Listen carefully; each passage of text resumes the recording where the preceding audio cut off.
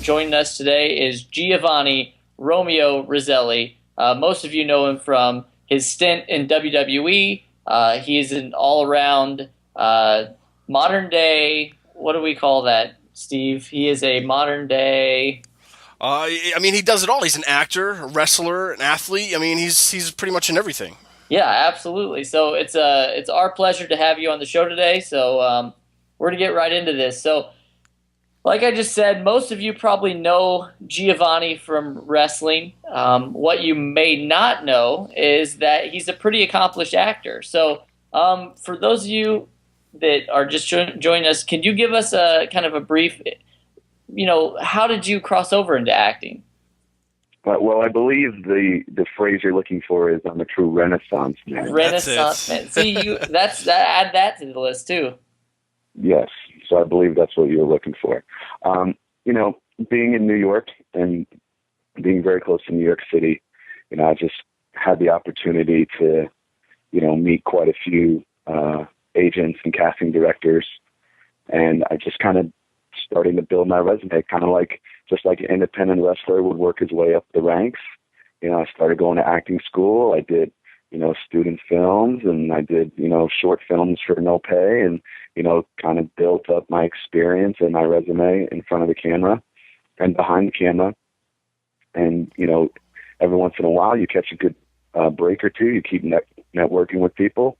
I was fortunate enough to land a small role in The Wrestler with Mickey Rourke, which was definitely a highlight to say that I acted in several scenes with someone who won a Golden Globe and was an Oscar nominee for that particular role. I've had an opportunity to work with Tina Fey several times, one in the movie Baby Mama, and I recently shot a sci-fi original movie called Battle Dogs, which was with Ernie Hudson of Ghostbuster fame, which was pretty cool. And, I just had some really good opportunities to appear on National Geographic's Brain Games program, did some work on Late Night with Jimmy Fallon, and even some soap operas with As the World Turns, Food Network shows, Restaurant Stakeout, Ham on the Street. So it's just been a really, really fun ride so far on the acting front. Yeah, and you mentioned The Wrestler. Was it, being in that movie, was it more difficult or easier being, since it was it was like a wrestling aspect of the film? I mean, was it different acting in that kind of a movie than, any other kind of a movie, since you are, by day a wrestler? Yeah, it was, in one aspect, it was pretty easy. And I remember me and Ron Killings were in all the scenes together. And one of the scenes was, us at a wrestling match. And they gave us our own private trailer that was like away from the wrestling building itself. And Ron Killings was like, "Yo, dog, like, let's just go change with the rest of the guys in the locker room like we always do, instead of having to, be in these trailers all by ourselves." And so from that aspect, we were just like, yeah, we're just wrestlers. But in the other aspect, when you're acting with Mickey Rourke and you have Darren Aronofsky behind the camera, you're more than just, the wrestling character you portrayed. You need good instincts and, good facial expressions, good emotions, and you need to be conscious of all that stuff. So I think it was just kind of like a step up from being at a wrestling show, but it was a major, major step up. Absolutely. It was a great film too, and I remember seeing it, and just, we go to a lot of the independent shows around the area, and a lot of people were saying that it painted wrestling into like a really dark light, but it is what it is, and I think that a lot of that showed what people didn't maybe know about the sport. So I absolutely think it was a great film. But moving forward, you have a new film coming out. And it's from Jersey Shore's JWoww, and it's called Jersey Shore Massacre. So could you first just tell us a little bit about your character in this film, and then maybe like how you got involved with this film? Sure. So the character I play is Tony, who's pretty much the alpha male leader of the Guidos. There's obviously Guidos and the Guidettes. And the Guidos end up meeting and bumping into the Guidettes at a beach. They were playing football, and before you know it, they end up at a mysterious house where a killer is running around rampant. So it's a comedy horror, and on the comedic front, it is pretty funny at some points, and on the horror front, it is particularly gory. So if you like comedy and horror, then you'll like it, and if you don't, then you may not want to watch. Perfect. Yeah, I'm a horror fan, so I know me and JB are planning to go see it as soon as it comes out too. But Giovanni, tell us, being a wrestler, what's your favorite movie actually featuring a wrestler? I mean, we had some of those classics with Hulk Hogan and stuff, but is there one movie for you that stands out that had a wrestler in it that you really loved? It's weird. You asked that, and the first one I think of, I just go back to my childhood. It wasn't for the acting or anything, but the first movie that I think of is No Holds Barred. Yeah, there you go. Because I remember that was I had a birthday party. I think I was like 10 or 8 or whatever I was at the time the movie came out, and that was my first recollection of an actual movie, that starred a wrestler. And watching Rowdy Piper in several films is definitely entertaining. So, and then, of course, Batista and Dwayne Johnson, how far they've come in their acting careers is definitely commend them for that. All right. Now, this is, we were talking about this earlier today, but this is kind of one of those crazy moments, but you started professional wrestling around 1998. You went from training to working on the independents, going to WWE, which is what most people regard as the Mecca, then back to the independents, and now you're training wrestlers. So how does that feel to see it all come like full circle? It is pretty crazy to think about it, and a part of that story that not a lot of people know is that I actually started working on the independent circuit, and I actually got a job in the WWE corporate offices in Stamford, Connecticut, and I worked there for approximately 2 years before I ended up moving down to OVW in Louisville, Kentucky to continue on, and then that's when I got signed, and that's when eventually we got called up. So to work in the independents in front of 5 people in a barn in Tennessee, and then to work at the WWE corporate offices where after work I would go downstairs to the gym and it would be like me, Linda McMahon, Vince, Stephanie, Hunter, and like the rest of WWE's corporate employees just working out at the gym. And then I moved to Louisville, Kentucky, starting the beginner class again, wait tables, just enough to, make weekly housing expenses, and then get signed, get released, work the independents, get into fitness, become a top fitness professional, get into acting, get into movies, keep wrestling, and then end up training, wrestlers is like, as just me saying that's like, wow, that's been quite the adventure. All right. Now, Giovanni, when you broke into the WWE, you were one half of the Heartthrobs. Do you think your stay in the WWE would have been longer if you were probably a solo wrestler, or did you have fun doing the tag team scene? I think it would have been longer if I had more experience. I think it would have been longer if I was a little older. I actually was only 22 years old at the time. I was the youngest guy in the roster. And what we've usually talked about, myself and Antonio, was that we were called up and we didn't have a single opportunity to work one house show. So to go from, hey, you guys are pretty entertaining acting OVW, and then bam, right to TV, there was quite a few changes that they wanted us to make, and we weren't given the opportunity to fine tune those changes. We were given that opportunity to fine tune that change live, on television. So I feel like if we just had that, couple months where we just did house shows, and of course as characters, we were some of the biggest, brightest characters at the time coming up, and we didn't get a single vignette. We didn't get anything that highlighted our strengths, and that was one of the things that Paul Heyman, when he was down in OVW at the time, would sit in the room and just be like, "Wow, that was great," and that was coming from Paul Heyman and Jim Cornette and Lance Storm and those guys. So you kind of add all that up, and it's like, well, yeah, we were kind of. Some people say we were kind of thrown to the wolves. Looking back, I'm 10 years older right now. I'm a lot more experienced, a lot more mature, but I appreciate the opportunity that I was given. Yeah, definitely. I just want to follow up with that to where, today's day and age in the WWE, where they have NXT, to where they kind of, it's kind of like their farm system, if you will, to where they bring in guys now, and they usually stay at NXT for maybe a year, maybe two, who knows? Do you think, because I didn't know how you went from OVW straight to TV, and do you think that this whole different landscape to where they bring these guys into like NXT to work out there for a little bit before bringing them up to the main roster, do you think that's working out well with what they're doing?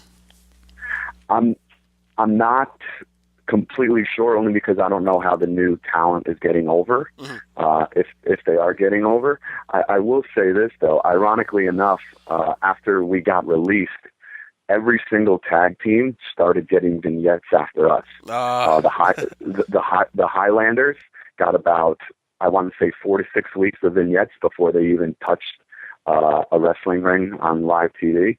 And then immediately after them, Crime Time got about 4 to 6 weeks of vignettes before they even stepped in a ring. And when Crime Time stepped in the ring for the first time, they were already pretty much over because of their vignettes. And you look back and, hey, everything happens for a reason, but you say, if we had some vignettes, by the time we walked out there, we could have been over before you even wrestle. And that's kind of the goal, right? I mean, you want to have characters, you want to have personalities that are over, and then what you do in the ring just exemplifies all that. Definitely. Now, this kind of touches on what we're talking about here, but we've asked this question on the show before, but sometimes wrestlers don't fare so well after they've been released. You guys were, like you said, at the top of the mountain. You're in WWE, and then all of a sudden it's you're not there anymore. So, but it seems like it's almost been the opposite for you. Like you've thrived since you've left the WWE. What do you attribute your success to? I attribute some of it to the fact that, like I said previously, I was just so young, and I realized that I still had a whole life ahead of me and a whole world ahead of me. So I wasn't going to get down on the fact that we did get released. And it's cliched, but I'm going to say that I'm one of the hardest working people you'll probably ever talk to. And that's one of the reasons why I was able to break into the entertainment industry from nothing, from scratch. And one of the reasons why I've been able to be considered one of the top fitness professionals in the country now. I actually just came back from the Nike World Headquarters over in Portland, Oregon, where they invited 150 of the top fitness pros in the country, and I was humbled to be one of them. Wow. So it's nothing short of the fact that you get out what you put into it, and I just put in a lot of work in a lot of different areas, and one of the most important things is you learn from your mistakes. So instead of seeing something as an obstacle, you look at it as an opportunity. And that's how I've looked at everything my whole life.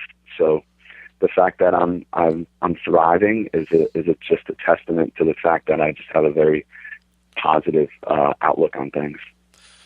All right. Now, we did state that, or well, you actually told us that the word we missed was Renaissance man. You are a Renaissance man. What's harder, though? Is acting, being a wrestler, a trainer, or a fitness coach? If you had to classify them or, pick out of all those, what's the hardest? What would you say is? This seems to be the golden question that I constantly get asked now.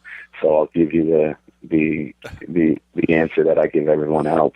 So the very general answer, that I respect all three professions so much, being able to kind of be at some points in my life, obviously, at the top of those professions. And you don't get to be at the top of the wrestling world, the top of the entertainment industry, or the top of the fitness world without a lot of blood, sweat, and tears.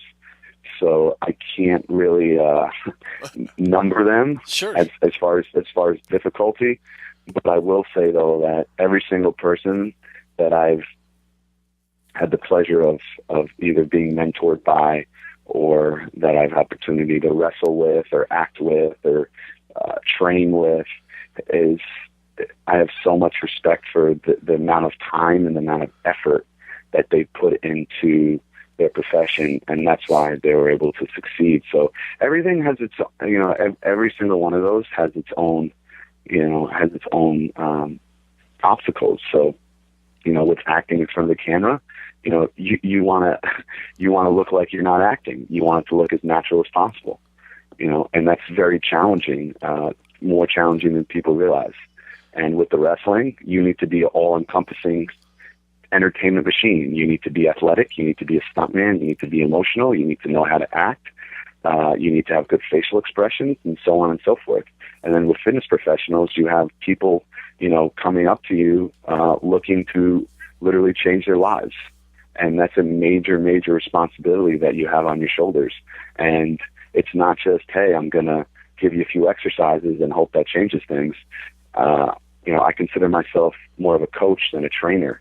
And, you're coaching these people through healthy lifestyle habits, through healthy nutritional habits, through positive, mindsets and outlooks. So each one of those jobs is very, very challenging in its own ways. All right. With that said, I do have a little follow-up question for that, because we know, like I said, you're an actor, a wrestler, a trainer, fitness coach. Is there anything you can't do for your fans out there? Is there one thing that you just hate doing, or something that you just, I don't know, because you do it all, but is there one thing that you just hate doing?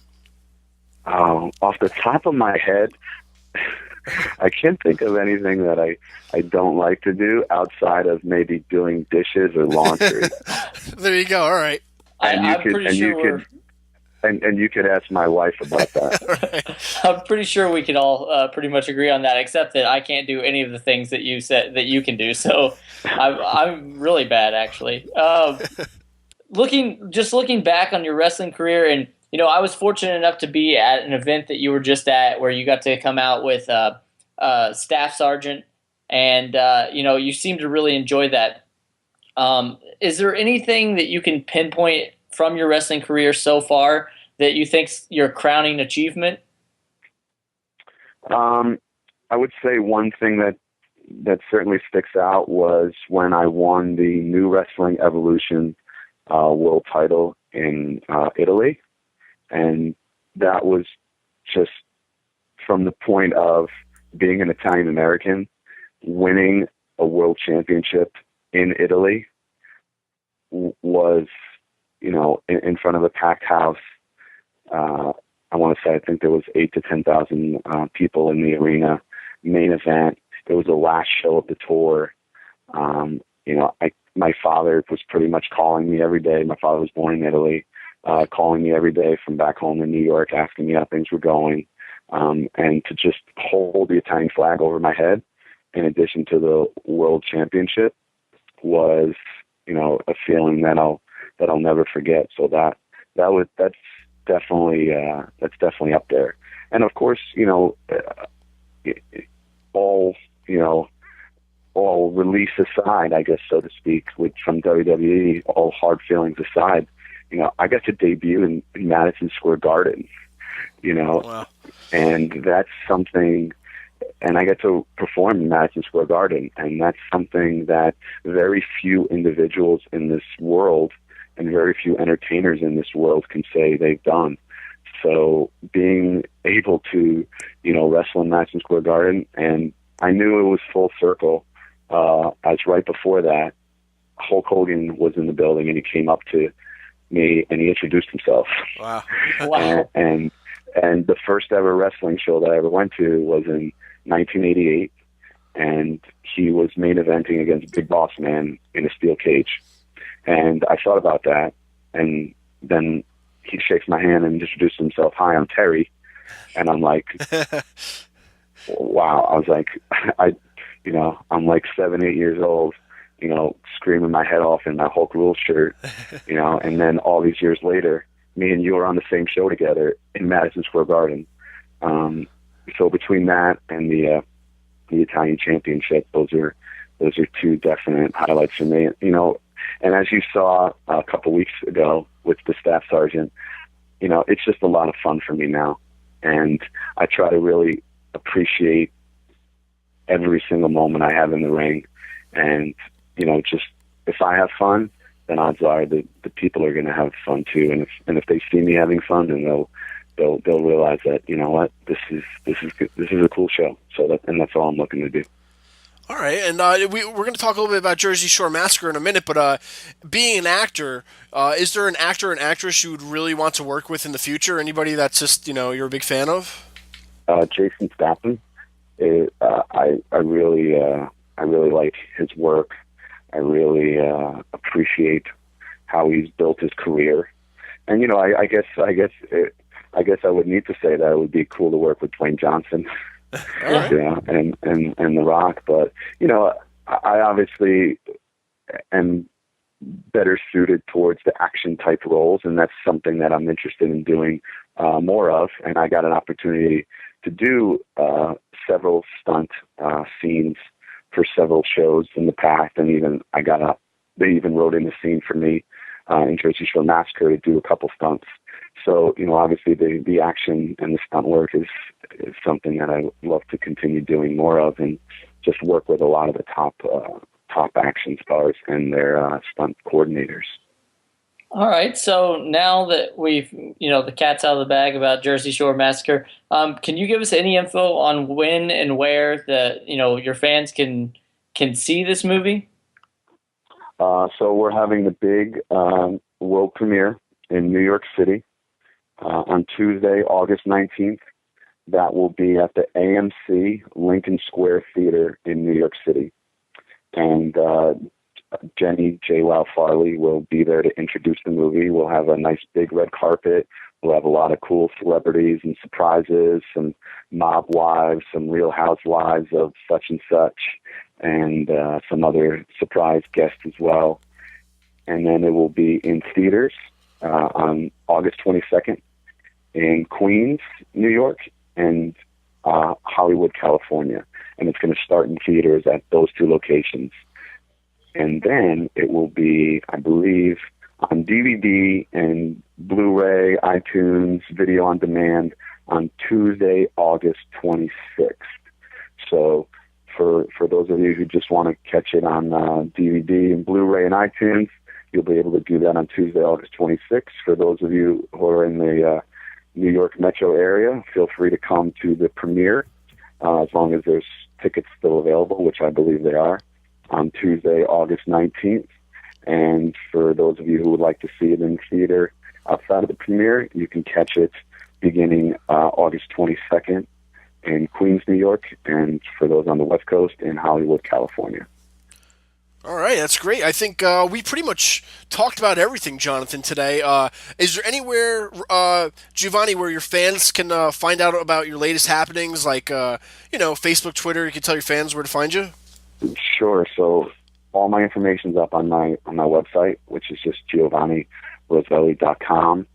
I'm doing the Twitter thing. It's just at Giovanni Roselli. Try to keep everything pretty simple. Facebook is official Giovanni Roselli. So if you just type in Giovanni Roselli, there's a good chance that you'll find out on my social media. But Instagram as well. I'm still getting used to the Instagram thing, starting to post some stuff on there. And all that information is up on my website, which is just, once again, GiovanniRoselli.com. So LinkedIn, Twitter, Facebook. If you just go to my website, you'll see all that information, and then I'll end up my webmaster ends up posting all the latest news and events on that. All right, perfect. Well, thanks for joining us. Oh, thanks for having me. The pleasure's been all yours.